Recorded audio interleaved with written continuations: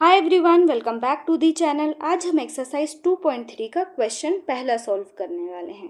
तो पहला प्रश्न है, बताइए कि निम्नलिखित बहुपदों में किस बहुपद का गुणनखंड x+1 है।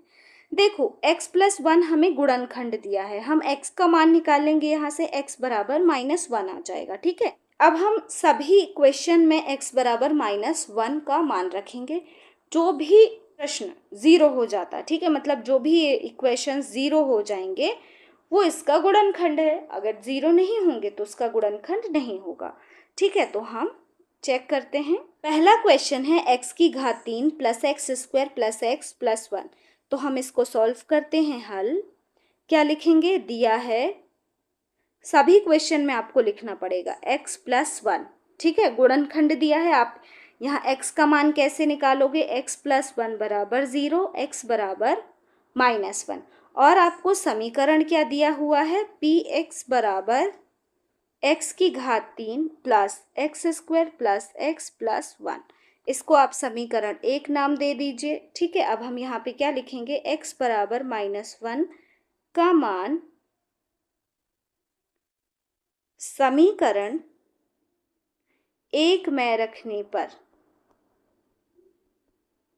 ठीक है, समीकरण 1 में हम मान रखेंगे तो आंसर क्या आ जाएगा, p-1 बराबर -1³ प्लस -1/2 प्लस -1 प्लस 1। ठीक है, आगे सॉल्व करेंगे। -1/3, जब भी माइनस के साथ कोई भी नंबर है और उसकी घात विषम संख्या में, जैसे 3 है, 5 है, 7 है, तो आंसर जो भी आएगा ना वो माइनस में आएगा।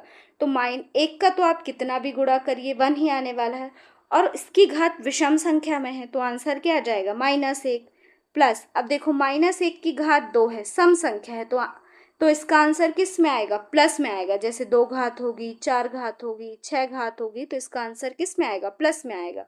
तो 1 का आप 2 बार गुणा करेंगे तो 1 आएगा, और माइनस का 2 बार गुणा करेंगे तो प्लस, तो आंसर क्या आ रहा है, 1 प्लस। यहाँ पे माइनस का प्लस में गुणा होगा तो यहाँ माइनस आ जाएगा, -1 + 1।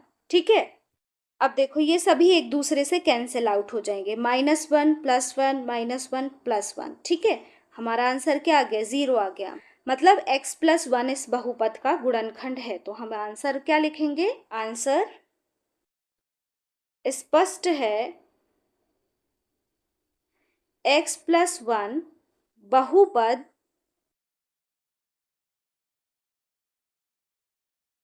x³ plus x² plus x+1 का गुणनखंड है। ठीक है, इसका गुणनखंड है। उसके बाद हम दूसरा क्वेश्चन करते हैं। इसको भी हम वैसे ही सॉल्व करेंगे। हल दिया है x+1, ठीक है, x+1 बराबर 0, x बराबर -1। हमने x का मान निकाल लिए। अब यहाँ पे समीकरण लिखेंगे, px बराबर x³ plus x³ plus x² plus x+1। इसको समीकरण 1 नाम देंगे। ठीक है, आगे लिखेंगे x बराबर -1 का मान समीकरण 1 में रखने पर,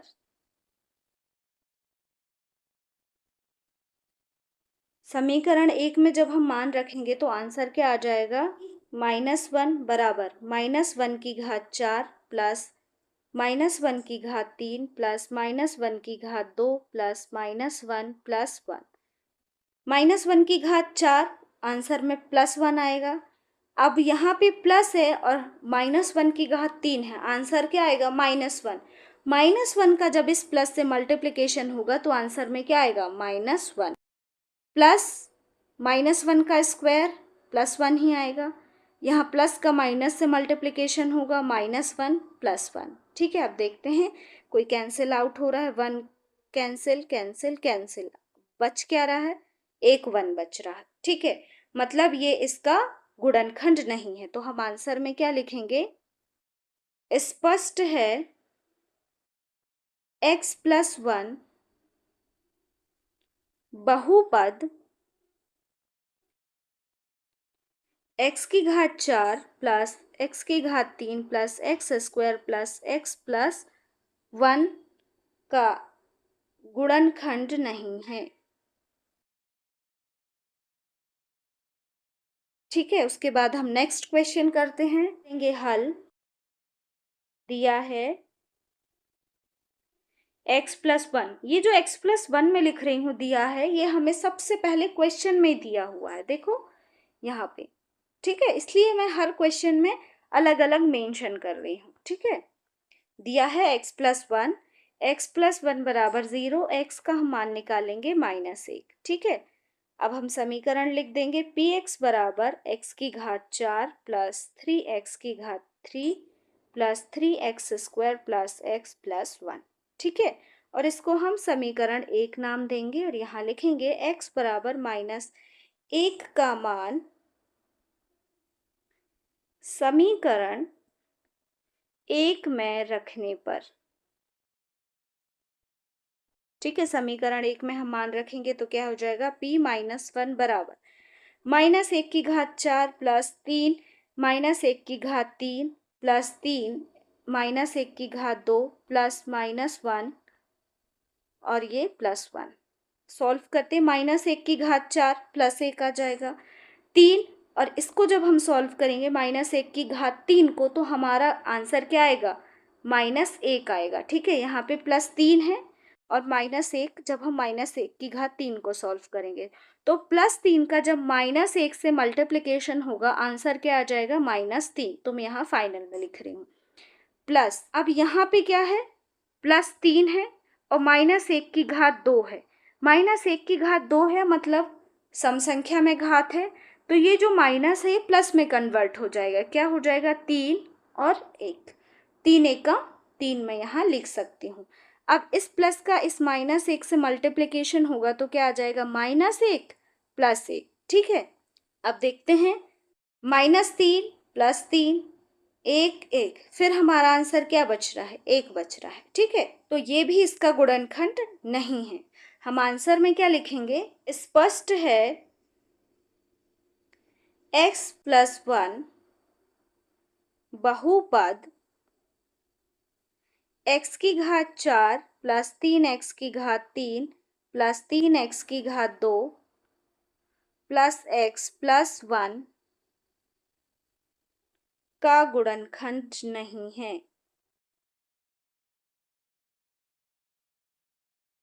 ठीक है, अब उसके बाद हम करते हैं नेक्स्ट क्वेश्चन। है x की घात 3 minus x square minus 2 plus √2 x plus √2।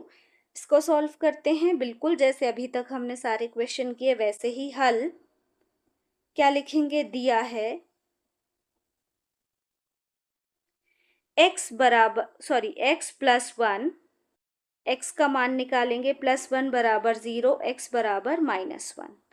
ठीक है, अब यहाँ पे क्या लिखेंगे, बहुपद मतलब समीकरण पी एक्स बराबर x की घात 3 minus x square minus 2 plus √2x plus √2।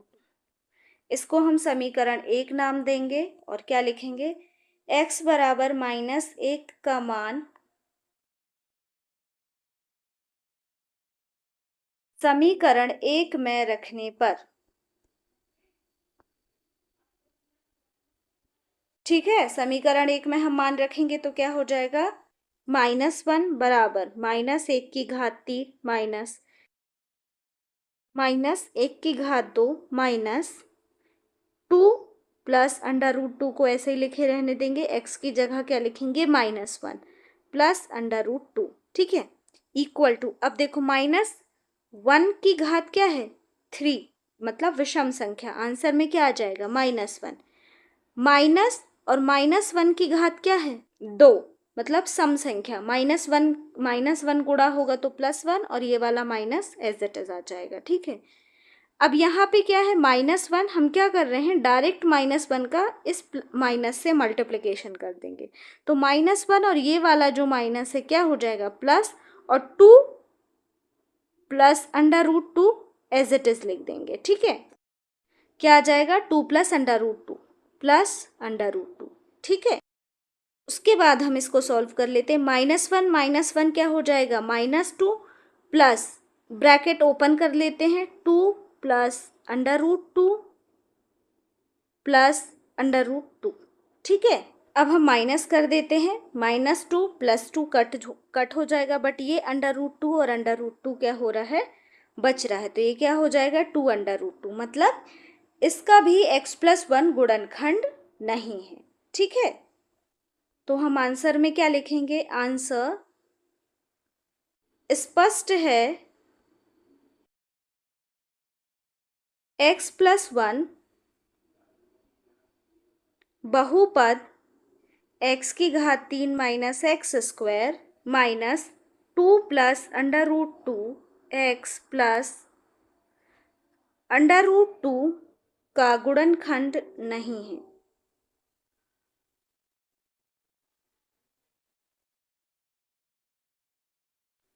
ठीक है, इसका गुणनखंड नहीं है। अब हम देखते हैं किस किस का गुणनखंड है।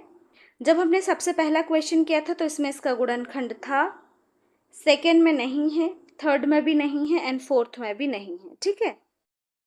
ठीक है, तो ये था हमारा 2.3 का क्वेश्चन 1। अगर आपको वीडियो पसंद आया हो तो अपने दोस्तों के साथ ज़रूर शेयर करिएगा एंड चैनल को सब्सक्राइब करना मत भूलिए। एंड अगर आपको कोई डाउट हो तो आप मुझसे कमेंट सेक्शन में पूछ सकते हैं। And thank you for watching.